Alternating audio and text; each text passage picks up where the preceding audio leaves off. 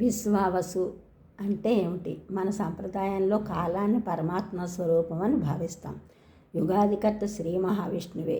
ప్రతి యుగంలో భగవానుని అవతారం ఉన్నది. సంస్కృతంలో యుగాది అంటారు.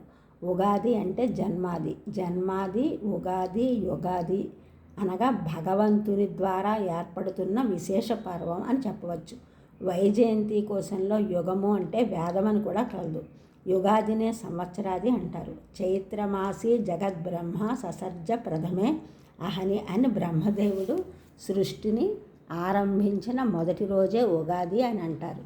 బ్రహ్మకల్పం ప్రారంభమైన మొదటి సంవత్సరం ప్రభవ, మొదటి ఋతువు వసంతం, మొదటి నెల చైత్రం, మొదటి తిథి పాడ్యమి, మొదటి వారం ఆదివారం. ఉగాది అంటే సృష్టి ప్రభవించిన రోజు అని అర్థం. అందుకే 60 సంవత్సరాల్లో ప్రభవ మొదటిది, అక్షయ నామ సంవత్సరం చివరిది. ఈ విశ్వావసు నామ సంవత్సరం 5126వ సంవత్సరంగా వస్తున్నది. విశ్వం సమస్త ప్రకాశయతి కిరణై ఇది విశ్వావసు అని దీనికి అర్థం. సమస్త లోకమునకు శుభములను కళ్యాణములను అందిస్తూ సుందర సురుచిర ఆనందమయ కిరణములతో లోకములోని తాప దుఃఖములను తొలగించే దివ్య సంవత్సరమే విశ్వావసు నామ సంవత్సరం అని చెప్పవచ్చు.